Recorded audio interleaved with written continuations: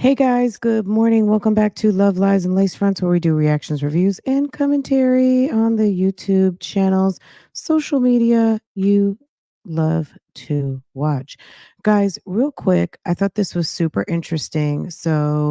Um, bringing this awareness, this is Shari Franke, her mom.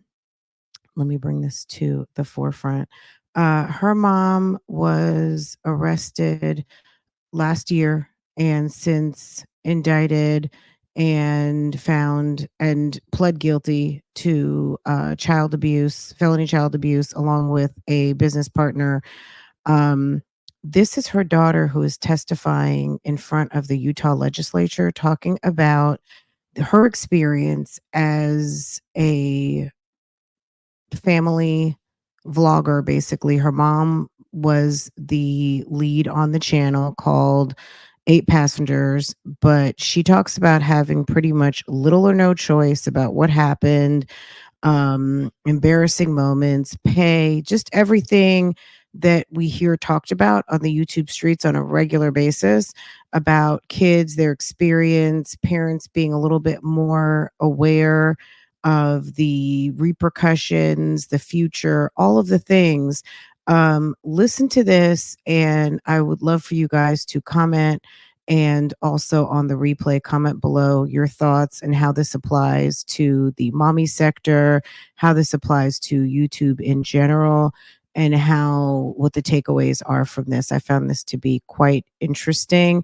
Um, we know that Ruby Frankie was abusive to her children. She pled guilty. She chose not to have a day in court.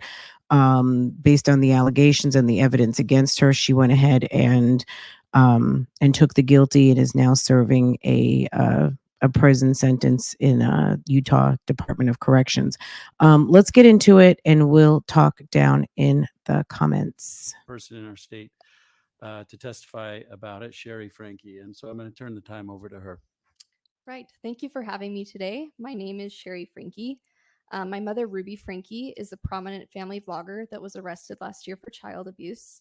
I don't come today as the daughter of a felon, nor as a victim of an abnormally abusive mother.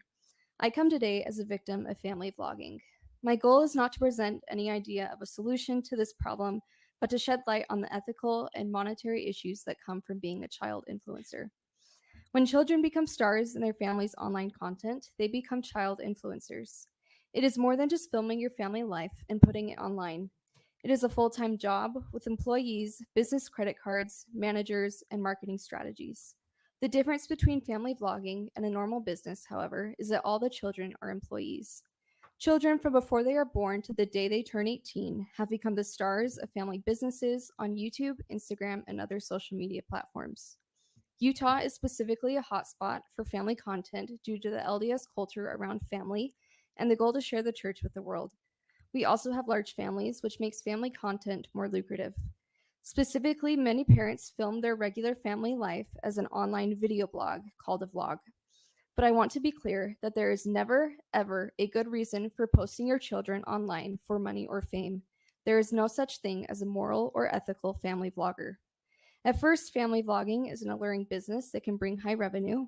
For my family, it became the primary source of income, as is often the case with most full time family vloggers.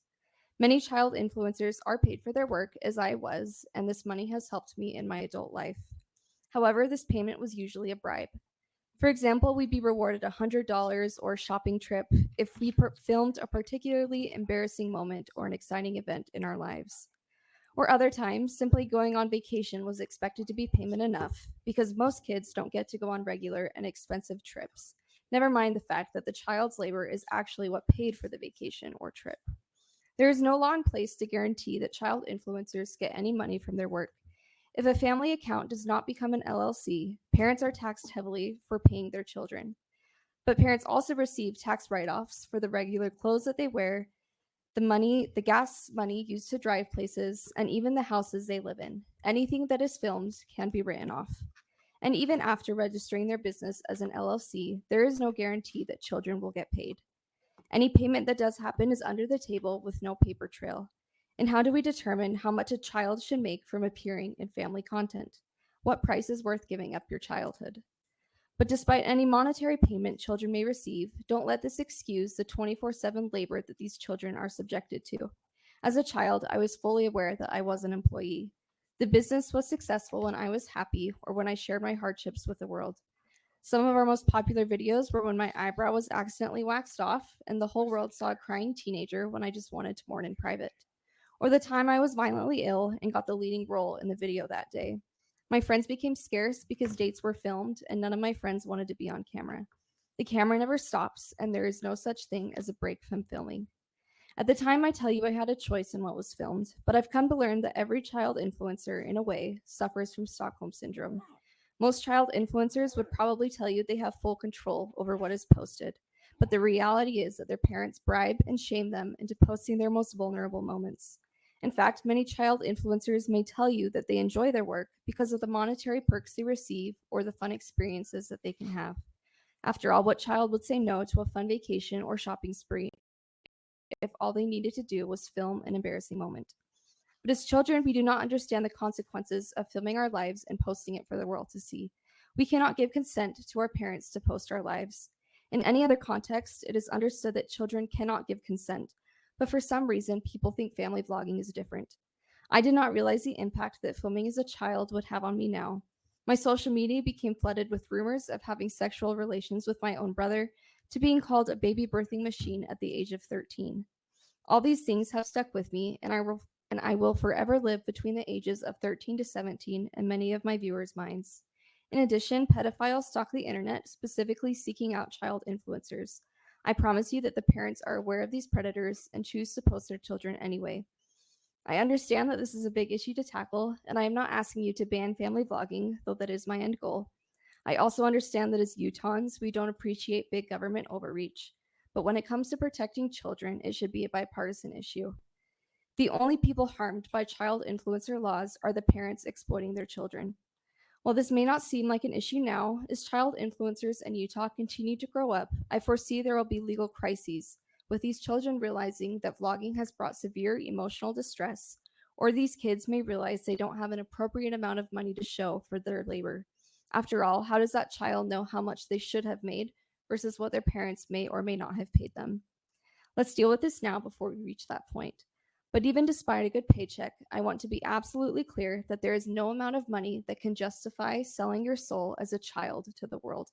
In no other industry would we justify unregulated child labor with a huge paycheck, and we should not do that here.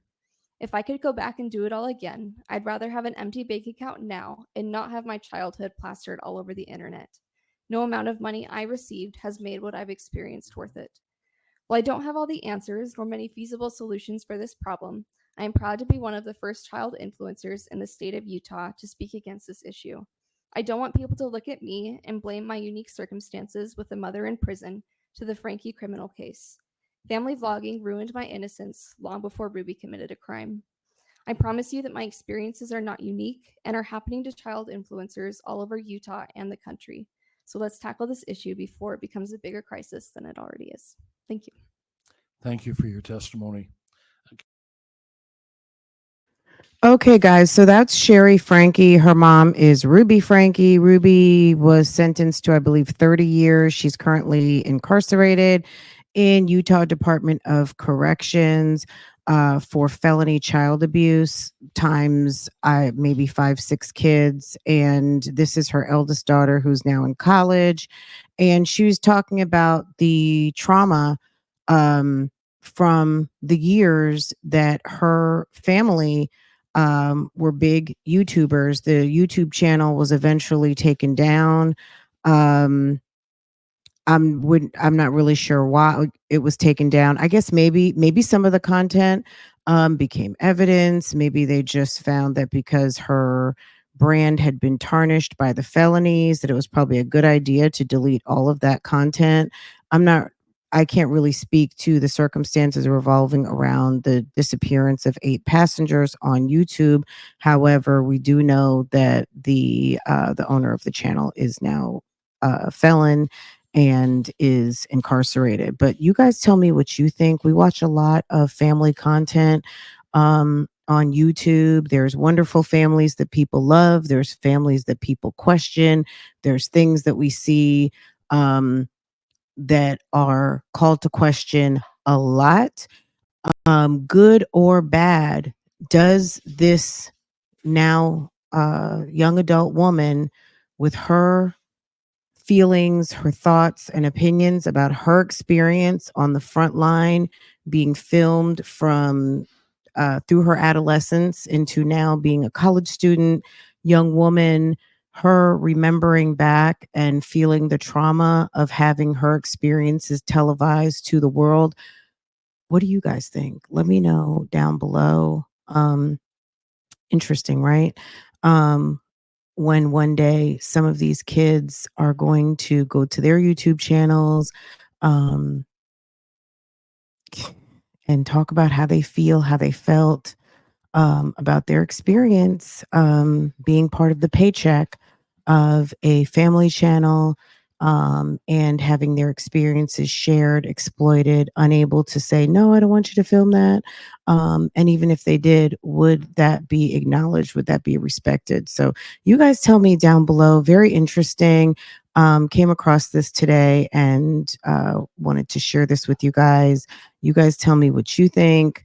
Down below. If you're new here, make sure to subscribe to the channel, make sure to set your notifications, and I will see you guys next time in the next video. You guys take care and see you later.